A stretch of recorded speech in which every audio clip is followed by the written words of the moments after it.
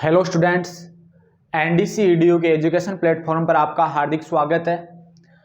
आज हम class 10th का नया टॉपिक है वो स्टार्ट करेंगे, नई प्रश्नावली। हमने चैप्टर फर्स्ट है वो लास्ट जो हमारी जो क्लास थी उसमें कंप्लीट कर लिया था और मेरे को ये उम्मीद है कि वो आपने कंप्लीट कर लिया होगा, आपने उसका रिवीजन किया होगा, आपको वो आने लग गया होगा सही ढंग से। अगर नहीं किया है तो पीछे वाली क्लास में जाकर आप उसको कर सकते हो। आज हम जो क्लास 10th का जो टॉपिक है त्रिभुज, जो हमारी प्रश्नावली 6 है, उसको कंटिन्यू करते हैं, उसको पढ़ेंगे। आज नए सिरे से पढ़ेंगे कि इसका बेसिक क्या है, इसका नाम त्रिभुज कैसे पड़ा, त्रिभुज किसे कहते हैं, त्रिभुज में कितने अवयव होते हैं, कितने कोण होते हैं, कितने शीर्ष होते हैं। तो आज त्रिभुज का पूरा नॉलेज लेंगे। उसके बाद में हम त्रिभुज की जो भी प्रॉपर्टीज है या त्रिभुज के बारे में जो हमारी किताब में जो दिया गया है समरूपता, वो हम उसके बारे में अध्ययन करेंगे। लेकिन डायरेक्ट हम समरूपता पर जाने से पहले हमें त्रिभुज के बारे में कुछ तो नॉलेज होना चाहिए। और आपने 9th क्लास में पढ़कर आए हो आप, फिर भी हम थोड़ा रिवीजन कर लेते हैं यहाँ पे कि त्रिभुज कहते किसे हैं, क्या होता है त्रिभुज, त्रिभुज के तीनों कोणों का योग कितना होता है, त्रिभुज में बड़ी भुजा वाले सामने जो बड़ी भुजा के सामने वाला कोण बड़ा होता है या फिर छोटा होता है, इन सभी पे हम यहाँ पे चर्चा करेंगे। देखना, मैं यहाँ पे एक आकृति बना रहा हूं, इसी में हम सब बातें देखेंगे। देखना, ये हमारे पास त्रिभुज है। अब इसको त्रिभुज में नाम दे रहा हूं, ये ए बी और सी। अब ये ए बी सी त्रिभुज तो है, लेकिन अब इसकी परिभाषा अगर बनाना चाहें तो हम कैसे बनाएंगे, ये आपको देखना। इसमें 3 लाइनें दिख रही है, एक लाइन ये दिख रही है, एक लाइन ये दिख रही है, एक लाइन ये दिख रही है। तो क्या आप इसको लाइन बोलोगे क्या? अरे लाइन बोलोगे क्या? नहीं बोलोगे ना। तो हम इसको क्या बोलेंगे? और ये देखना, यहां पर ये ऐसे कोण सी दिखाई दे रही है आपको, कॉर्नर सा दिखाई दे रहा है, तो आप इसको कॉर्नर बोलोगे कि ये कॉर्नर है हमारे पास, ये कॉर्नर है, ये कॉर्नर है? ऐसा तो नहीं बोलोगे ना। तो देखना, इसको हम क्या बोलेंगे, गणित की लैंग्वेज में क्या बोलेंगे, गणित की भाषा में हम क्या बोलेंगे, तो वो आपको यहां पर देखना है। कि अब देखना, अब जो आपको ये दिखाई दे रहा है तो हम इसको क्या बोलते हैं? इसको हम बोलते हैं त्रिभुज की भुजा। क्या बोलते हैं इसे? त्रिभुज की भुजा। अब यहां से आप देखो, इसका नाम, पहले तो मैं इसको तोड़ देता हूं, त्रिभुज वर्ड को ही तोड़ देता हूं, कि त्रिभुज वर्ड को तोड़ता हूं। देखना, मैं आज एक क्लास पूरी इसी पर लेंगे, उसके बाद में हम किताब वाले टॉपिक पे चलेंगे, क्योंकि इसके बारे में अगर आपको नॉलेज नहीं होगा ना तो आप आगे बढ़ ही नहीं सकते। ठीक है, अब यहां पे आपको देखना, मैंने इन वर्ड को तोड़ा है। त्रिभुज, त्रि का मतलब 3, त्रि का मतलब हम क्या बोलते हैं, देखना इन वर्ड में ही छिपा हुआ है 3, और भुज का मतलब भुजाएं, भुज का मतलब भुजाएं, अर्थात जिसमें 3 भुजाएं हो वो क्या कहलाता है? त्रिभुज कहलाता है। ऐसे ही बोलेंगे क्या? जिसमें 3 भुजाएं हो वह त्रिभुज कहलाता है। लेकिन इसकी एक्चुअल अगर परिभाषा देखना चाहें तो हम ऐसे बोलेंगे, ये बंद आकृति है ना, अगर आपको यहां पर अंदर लाकर खड़ा कर दिया जाए तो क्या बाहर आ सकते हो? क्या यहां से बाहर नहीं आ सकते ना, कोई रास्ता थोड़ी ना, चारों ओर से बंद ही है ना, चारों ओर से बंद है। तो हम इसकी परिभाषा क्या बोलेंगे? ऐसे बोलेंगे कि 3 भुजाओं से घेरी हुई बंद आकृति को, घेरी हुई बंद आकृति को क्या कहते हैं? बंद आकृति को त्रिभुज कहते हैं। अब आपको पता है, मैंने बताया त्रिभुज में कितनी भुजाएं होती है? 3 भुजाएं होती है। अरे एक बात है, अगर ये त्रिभुज है तो सब चीजें इसमें 3 ही होंगी। एक बात ये ध्यान रखो, सब चीजें 3 होंगी। देखना, इसमें 3 ही तो भुजाएं होंगी, 3 ही कोण होंगे, 3 ही शीर्ष होंगे। अब मैं बताऊंगा आपको, मैं बताऊंगा सब चीजें। मैं पहले तो यहां लिखता हूं, त्रिभुज में कितनी भुजाएं होती है? त्रिभुज में भुजाएं होती है, भुजाएं कितनी होती है त्रिभुज में? 3 होती है। अब ये हमारे पास त्रिभुज एबीसी है, इस त्रिभुज एबीसी को देख रहे हैं तो इसमें 3 भुजाएं हैं। कौन कौन सी भुजा है मैंने ये बताया, एक तो ये रही ए बी भुजा, तो यहाँ पे तीनों भुजाओं के नाम, ये ए बी भुजा, उसके बाद में कौन सी भुजा? ये वाली भुजा, बीसी भुजा, उसके बाद में ये बीसी भुजा, उसके बाद में ये एसी भुजा। कितनी भुजा हो गई? 3 भुजाएं होती है। एक तो ये वाली ए बी भुजा, ये बाद में बीसी भुजा, ये एसी भुजा। अब इतना बेसिक ज्ञान अगर आप यहां तक 10th क्लास में पहुंचे हो तो मेरे को उम्मीद है कि इतना तो बेसिक ज्ञान आपको होगा, और नहीं भी है तो मैं आपको हर एक चीज यहां पे आपको बताने की कोशिश कर रहा हूं, ठीक है। तो देखना, अब कोण की बात करते हैं। तो मैंने बताया कि कोण दो भुजाओं के मध्य जो दो भुजाओं के मध्य जो घिरा हुआ जो यहाँ पे कॉर्नर वाला जो भाग है ना, ये देखना, एक ये भुजा एक ये भुजा, ये क्या है, ये एंगल है, ये क्या है, कोण है, ये कोण एक ये रहा। अब ये भी दो भुजा, एक भुजा ये रही, एक भुजा ये रही, इनके मध्य में ये क्या है बना हुआ, ये कोण है। यहां पर भी दो भुजा, इनके मध्य भी ये क्या है, कोण है। अब इसको हम ऐसे बोल सकते हैं, या तो हम डायरेक्टली ऐसे बोल सकते हैं, इसको ऐसे बोलेंगे ये कोण क्या है, ए है, या फिर इसको हम ऐसे ही बोल सकते हैं बराबर।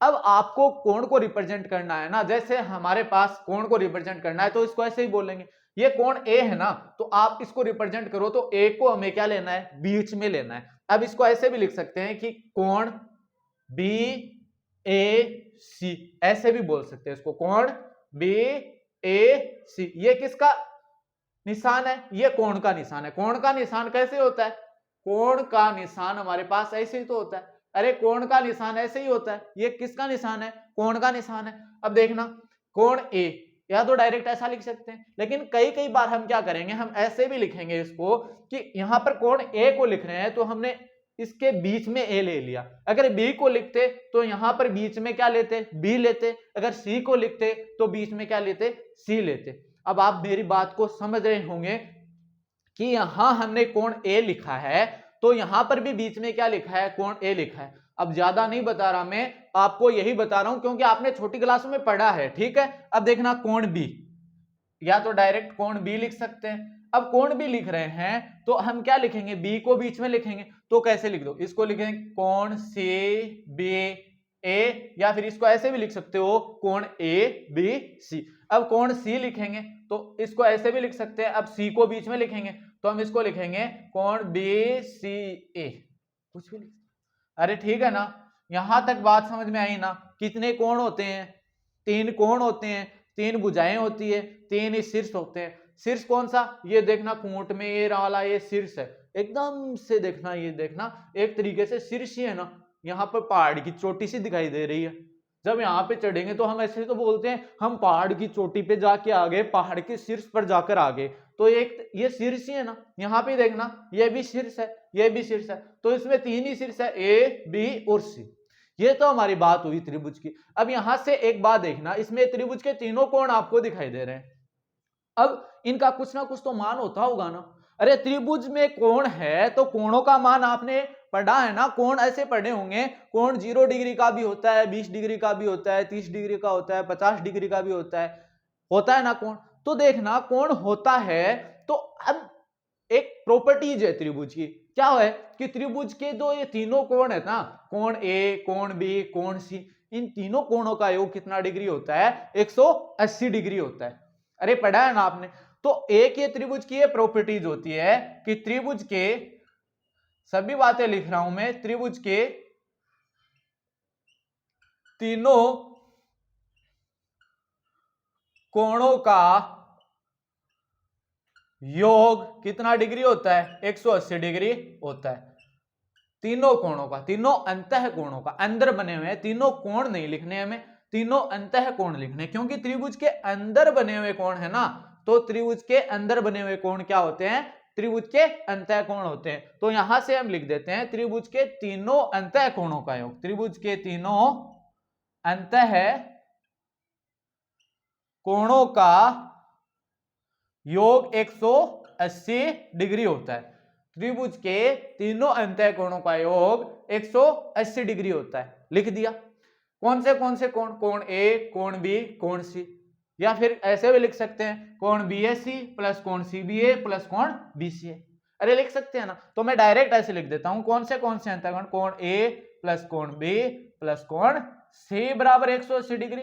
या फिर इसको ऐसे भी लिख सकते हैं, कोण ए को बीच में लेना है तो कोण बी ए सी प्लस कोण, अब बी है तो बी को बीच में लेना है, सी बी ए प्लस कोण, अब सी है तो सी को बीच में लेना है तो बी सी ए बराबर 180 डिग्री। अरे ये एक ही बात है, ये बात और ये बात एक ही बात है, ठीक है। एक तो ये त्रिभुज की ये प्रॉपर्टीज होती है कि त्रिभुज के तीनों अंतःकोणों का योग 180 डिग्री होता है। अब देखना, आपने एक त्रिभुज पढ़ा है, त्रिभुज की दोनों भुजाएं अगर सेम है, देखना एक अलग से मैं त्रिभुज लेता हूं इधर साइड में, ये छोटा सा ले लेता हूं इधर, देखना आपको समझाने के लिए, ये कोई और ही त्रिभुज है ए बी सी। पहले इसको मिटा ही देता हूं, मैं इसको रफ कर देता हूं और अलग से देखते हैं, यहां तक आपने समझा होगा और मैं इसको पूरा रफ करके अलग से समझाता हूं, ठीक है।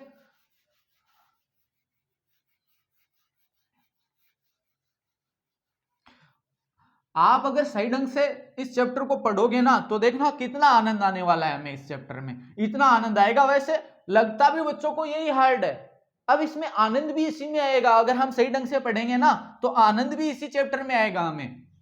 बस आपको धीरे धीरे जो मैं चीजें बता रहा हूं उनको कवर अप करते जाना है, छोड़ना नहीं है, उनको स्किप नहीं करना आपको, ठीक है ना। अब देखना त्रिभुज की जो प्रॉपर्टी है वो हम देखते हैं। त्रिभुज की एक प्रॉपर्टी है कि त्रिभुज की अगर देखना ये भुजा और ये भुजा, त्रिभुज की दोनों बराबर है ना, अगर ये भुजा त्रिभुज की बराबर है, कौन सी, ए बी और बी सी। अगर त्रिभुज की दो भुजाएं बराबर है, ये भुजा बराबर है तो इसके सामने वाला कोण कौन सा हो गया, ये भुजा बराबर, ये भुजा है तो इसके सामने वाला कोण कौन सा हो गया, ये, और ये भुजा है तो इसके सामने वाला कोण क्या हो गया, ये। त्रिभुज की अगर दो भुजाएं बराबर है तो उनके सामने वाले कोण भी क्या होते हैं, आपस में बराबर होते हैं। ये अभी आपने छोटी क्लास में पढ़ा होगा कि यहां मैं दूसरा ट्रायंगल बनाता हूं, एक ट्रायंगल लेता हूं मैं, वापिस देखना मैं बता रहा हूं कि एक तो एक ये भुजा, ये ए, ये बी और ये सी। अब क्या बोल रहा हूं मैं, ये इस पे भी एक ऐसे डैश लगा रहा हूं, इस पे भी एक डैश ऐसे लगा रहा हूं, इसका मतलब इस पे भी एक डैश लगा रहा हूं, इस पे भी एक डैश लगा रहा हूं, इसका मतलब ये भुजा और ये भुजा बराबर है, ठीक है। अब इस भुजा के सामने वाला कोण कौन सा है, ये, इस भुजा के सामने वाला कोण यही है ना, और इस भुजा के सामने वाला कोण ये दोनों कोण आपस में क्या होते हैं, बराबर होते हैं। अर्थात समान भुजा, जो त्रिभुज की समान भुजाएं हैं उनके सामने वाले कोण बराबर होते हैं। त्रिभुज की समान भुजा वाले जो सामने वाले कोण होते हैं वो बराबर होते हैं। देखना मैं यहां पे एक बात लिख रहा हूं कि ए बी बराबर एस सी है। ए बी क्या है, त्रिभुज की भुजा है, और एस सी ये दोनों आपस में बराबर है, तो शर्त, तो क्या रिजल्ट क्या निकलेगा, परिणाम क्या निकलेगा, मैं वो वर्ड में भी लिखूंगा, परिणाम क्या निकलेगा, इस भुजा के सामने वाला कोण कोण सी और इस भुजा के सामने वाला कोण बी दोनों बराबर होंगे, तो क्या लिखेंगे, कोण बी बराबर कोण सी भी होगा। क्यों होगा भाई, या कोण बी को हम ऐसे भी लिख सकते हैं ना कि कोण बी को बीच में लिखें, तो ऐसे लिख सकते हैं कोण ए बी सी बराबर, या अब यहां पे सी है तो कोण सी को हमें बीच में लिखना है तो इसे लिखेंगे ए सी बी, ऐसे भी लिख सकते हैं। अब मैं इसको वर्ड में लिख देता हूं कि त्रिभुज की समान भुजाओं के सामने वाले कोण आपस में बराबर होते हैं। ये भुजा है, इसके सामने वाला कोण ये, और ये भुजा बराबर है तो इसके सामने वाला कोण ये, दोनों आपस में क्या होंगे, बराबर होंगे। तो मैं यहां पे लिख देता हूं कि त्रिभुज के समान भुजा वाले कोण, त्रिभुज के समान भुजा वाले सामने के कोण, त्रिभुज के समान भुजा वाले सामने के कोण, त्रिभुज के समान भुजा वाले सामने या फिर सम्मुख कोण, सामने के कोण आपस में क्या होते हैं, बराबर होते हैं, ठीक है, आपस में क्या होते हैं, बराबर होते हैं। ये हमारी त्रिभुज की एक प्रॉपर्टी थी। जैसे एग्जांपल देना चाहूं, ये अगर इस भुजा के सामने वाला कोण 10 डिग्री है ना, इस भुजा के सामने वाला कोण 10 डिग्री है ना, तो ये भुजा अगर इसके बराबर है ना, ये भुजा भी इसके बराबर है, तो इसके सामने वाला कोण भी कितना होगा, 10 डिग्री होगा। ठीक है, अब और पढ़ते हैं जो हमारी चीजें आगे काम में आएगी उनके बारे में। मैं थोड़ा पहले ही बता रहा हूं इन चीजों को कि आगे हमें दिक्कत नहीं हो। अब आप त्रिभुज की माध्यिका के बारे में पढ़ के आए हो, अरे पढ़कर आए हो ना त्रिभुज की माध्यिका के बारे में। त्रिभुज की माध्यिका के बारे में आप पढ़कर आए हो कि त्रिभुज की माध्यिका हमें इसमें काम में आएगी आगे जो भी होगा। तो मैं आपको यहीं पे माध्यिका के बारे में बता देता हूं कि त्रिभुज की माध्यिका क्या होती है और केंद्रक क्या होता है। इन दोनों चीजों की हमें आगे जरूरत होगी। तो माध्यिका का मतलब क्या होता है? माध्यिका, देखना, माध्यिका ये हमारे पास कोई त्रिभुज है ए बी सी, ये त्रिभुज है ए बी और सी। ठीक है, अब मैं बोल रहा हूं ये त्रिभुज का क्या है, शीर्ष है, मैंने बताया है ये एकदम से छोटी सी दिखाई दे रही है, वो क्या है, त्रिभुज का शीर्ष है। तो ये त्रिभुज का शीर्ष ए, इसके सामने वाली भुजा कौन सी होगी, इसके सामने वाली भुजा होगी, तो इसके सामने वाली भुजा बीसी होगी, हो गई ना। अब मैं यहां पे बता रहा हूं कि इसका मध्य बिंदु है, ये क्या है, ये है इसका मध्य बिंदु। इस बीसी भुजा का ये मध्य बिंदु है, मैंने मान लिया ये इसका नाम दे दिया डी। क्या है ये डी, क्या है, ये जो बिंदु यहां पे डी दिखाई दे रहा है ये बीसी भुजा का मध्य बिंदु है। और बीसी भुजा कौन से शीर्ष के सामने वाली भुजा है, ए शीर्ष के सामने वाली भुजा है। तो देखना, अब मैं इस शीर्ष को, इस जो शीर्ष दिखाई दे रहा है, इस शीर्ष को इस डी से मिला देता हूं। तो ये हमारे पास है ना, ये क्या है हमारे पास, ये माध्यिका है। अब इसकी परिभाषा भी बनाएंगे। ये हमारे पास क्या है, ये हमारे पास माध्यिका है। अब इसकी परिभाषा कैसे बनाएंगे, देखना, इसकी परिभाषा हमारे लिए बनाना आसान है। मैंने क्या क्या इसमें रिप्रेजेंट किया है, मैंने बताया ये त्रिभुज का शीर्ष है ना, इसका शीर्ष है ये ए, इसके सामने वाली भुजा कौन सी है, बीसी है ना। इसके सामने वाली भुजा का हमने क्या किया है, मध्य बिंदु डी है। त्रिभुज के शीर्ष से सामने वाली भुजा के मध्य बिंदु को मिलाने वाला रेखाखंड, ये मध्य बिंदु को मिलाने वाला रेखाखंड क्या कहलाता है, त्रिभुज की माध्यिका कहलाता है। अरे बताया ना मैंने अभी बताया है आपको कि त्रिभुज के किसी शीर्ष से, शीर्ष कोई भी हो सकता है, 3 शीर्ष है तो ये भी शीर्ष हो सकता है। देखना, मैं तीनों शीर्षों से आपको बता रहा हूं। अब मैंने एक शीर्ष ये लिया है, अब मैं ये शीर्ष ले रहा हूं, ये त्रिभुज ए बी सी। अब ये बी शीर्ष ले रहा हूं, ठीक है। तो इस बी के सामने वाली भुजा कौन सी है, इस बी के सामने वाली भुजा देखना ऐसी है, और इसका मध्य बिंदु मैंने मान लिया कोई ये ई है। ये क्या है, इसका मध्य बिंदु है, क्या है, मध्य बिंदु है। को यहां पे भी ऐसा बोलेंगे। अब मैंने इसको इससे मिला दिया, तो ये भी क्या है, त्रिभुज की माध्यिका है। ये भी क्या है, त्रिभुज की माध्यिका है। तो यहां पर भी क्या बोलेंगे, कोई भी शीर्ष हो सकता है ना, ये भी शीर्ष हो सकता है। को माध्यिका की परिभाषा क्या बोलेंगे, त्रिभुज के किसी शीर्ष से सामने वाली भुजा के मध्य बिंदु को मिलाने वाला रेखाखंड त्रिभुज की माध्यिका कहलाती है। देखना, रटना नहीं है।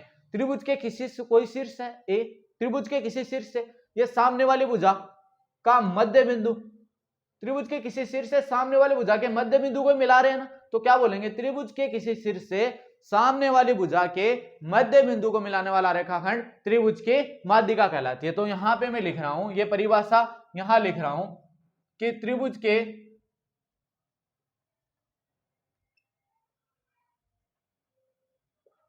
किसी शीर्ष से सामने वाले भुजा के मध्य बिंदु, सामने वाले भुजा के मध्य बिंदु को मिलाने वाला रेखाखंड क्या कहलाती है, त्रिभुज की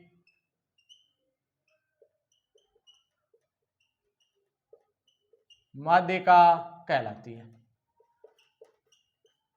अब देखना, एक बात सोचना, त्रिभुज में कितनी माध्यिकाएं होती है? अरे 3 शीर्ष हैं तो 3 ही तो माध्यिकाएं होंगी ना। अरे 3 शीर्ष है तो तीनों जो शीर्षों से सामने वाली भुजा होगी, तीनों शीर्षों के सामने, तो माध्यिकाएं भी कितनी होगी? 3 होगी।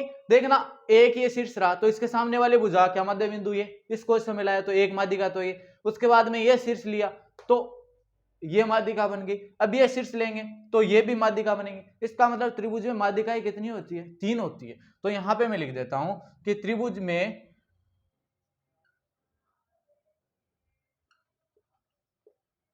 माध्यिका कितनी होती है? 3 होती है। अब मैंने एक बात और की है कि देखना, मैंने एक वर्ड और लिखा है, केंद्रक।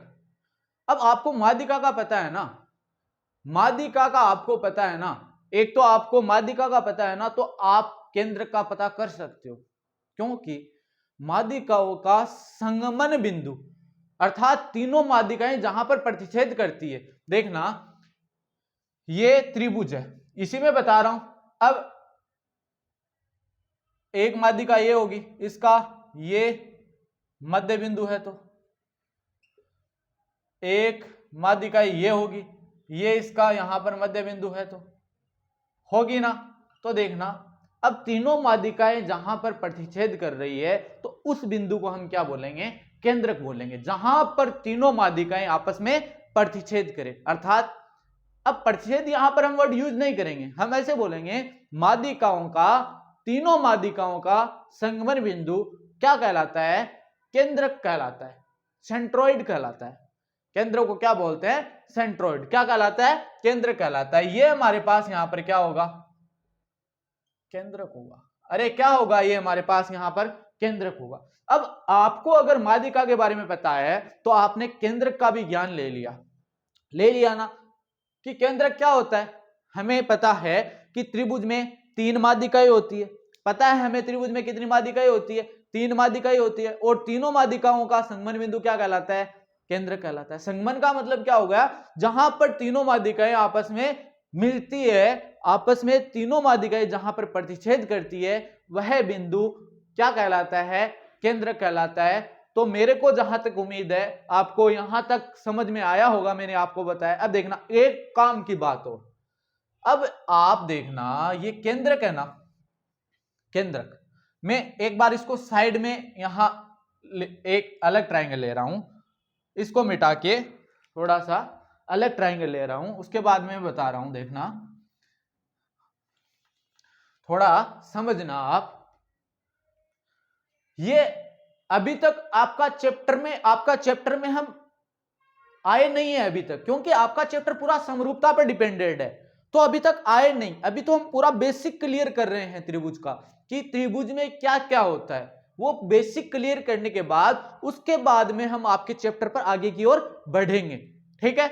तो देखना, ये ट्राइंगल है ना, ए बी सी, अरे है ना, ये इसका मध्य बिंदु डी। अब इसको हमने ये मिलाया, ये माध्यिका है। अब मैंने आपको पता है तीनों माध्यिकाओं का मान लिया कि यहां पर कोई ये कोई यहां पर तीनों माध्यिकाएं होंगी, ये केंद्रक निकल के आया यहां पर, ठीक है। जैसे यहां पर हमने इसको उठाया ऐसे करके और केंद्रक यहां पर निकल के आया, तो अब हम देखना यहां से एक इंपॉर्टेंट बात निकलेगी, ठीक है, जाना नहीं कहीं, यहां से इंपॉर्टेंट बात निकलेगी। क्या निकलेगी? कि ये केंद्रक है ना, ये केंद्रक त्रिभुज की माध्यिका को 2:1 में विभाजित करता है। केंद्रक त्रिभुज की माध्यिका को 2:1 में विभाजित करता है। 2 किधर से भाई? 2 किधर से लेंगे? जो त्रिभुज का शीर्ष है ना, उधर से तो अनुपात कितना रहेगा? 2, और इधर भुजा की तरफ कितना रहेगा? 1 रहेगा। अर्थात ये केंद्रक देखना, ये केंद्रक इस माध्यिका में, यहां से इस माध्यिका को उठा रहा हूं, एकदम सरल तरीके से आपको बता रहा हूं। देखना, अब मैंने त्रिभुज को हटा दिया, देखना मैं त्रिभुज को उधर हटा रहा हूं। अब ये ऐसी लाइन है, आपको पता है ना, ऐसी लाइन है। मैंने यहां पर लिखा है कि ये केंद्रक है। अब देखना, ये केंद्रक इसको डिवाइड ही तो कर रहा है माध्यिका को। अरे केंद्रक डिवाइड ही तो कर रहा है ना माध्यिका को, तो मैं यही तो बोल रहा हूं कि जो केंद्रक है वो त्रिभुज की माध्यिका को विभाजित तो कर रहा है। तो मैं यहां ऐसे बोल रहा हूं कि जो केंद्रक है वो माध्यिका को, त्रिभुज की माध्यिका को, ये त्रिभुज में ही होगी माध्यिका, तो अरे होगी ना, त्रिभुज में ही होगी ना माध्यिका, तो त्रिभुज की माध्यिका को 2:1 में विभाजित करता है। अब आप बोलोगे सर हमें पता कैसे चलेगा कि 2 किस तरीके से विभाजित करता है, किधर से 2 अनुपात विभाजित करेगा? तो मैं बोलूंगा कि जहां शीर्ष की तरफ से 2 अनुपात रहेगा और भुजा की तरफ से 1 अनुपात रहेगा। अर्थात अब देखना यहां पे शीर्ष था तो इसकी तरफ, शीर्ष की तरफ कितना अनुपात रहेगा? 2। मैंने बोला 2:1 में, यह अनुपात का निशान होता है, ये 2:1 में विभाजित करता है। भुजा की तरफ 1 रहता है। तो मैं यहां से, मैंने आपको पूरा खुल के यहां से बताया है, पहले त्रिभुज को यहां से अलग किया, उसके बाद में मैंने माध्यिका को अलग कर लिया, तो समझने में कोई दिक्कत नहीं होनी चाहिए। मैं यहां पे लिख देता हूं ये बात कि त्रिभुज केंद्रक है, केंद्रक त्रिभुज के माध्यिका को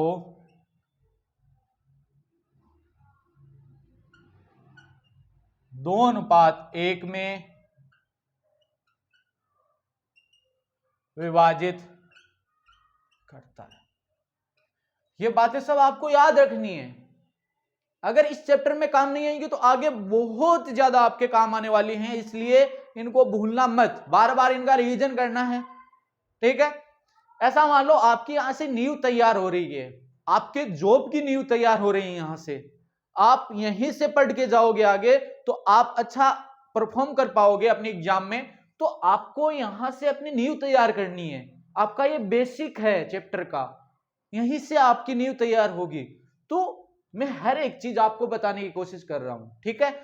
मैंने पहले आपको माध्यिका के बारे में बताया, वापिस से सुनना, माध्यिका के बारे में मैंने आपको क्या बताया कि त्रिभुज के किसी शीर्ष से सामने वाली भुजा के मध्य बिंदु को मिलाने वाला रेखाखंड त्रिभुज की माध्यिका कहलाती है। त्रिभुज में 3 शीर्ष होते हैं तो 3 ही माध्यिकाएं होंगी और तीनों माध्यिकाओं का संगमन बिंदु केंद्र कहलाता है, और केंद्रक है वो माध्यिका को 2:1 में विभाजित करता है।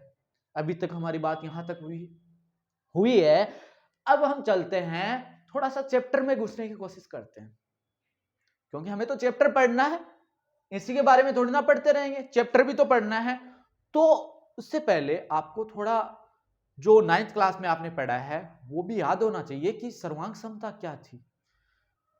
हम सर्वांग समता के बारे में हमने क्या पढ़ा था, सर्वांग समता क्या थी, सर्वांग समता का निशान क्या था। आप सर्वांग समता और समरूपता को डिफरेंस पता होना आपको जरूरी है, ठीक है। तो अब इससे आज हमारा थोड़ा ये बेसिक हुआ है। अब इससे जो अगले वाली जो क्लास है इसमें क्या करेंगे, जो सर्वांग समता और समरूपता है इसके बारे में थोड़ा बेसिक देखेंगे कि सर्वांग समता क्या होती है और ये समरूपता क्या होती है, पूरा इसके बारे में अध्ययन करेंगे। तब तक आप हमारे साथ बने रहिए, अपने माता पिता का सम्मान करें, बड़ों का आदर करें और हमारे YouTube चैनल को सब्सक्राइब कीजिए, शेयर कीजिए और हमें ऐसे ही अपना प्यार देते रहिए। धन्यवाद।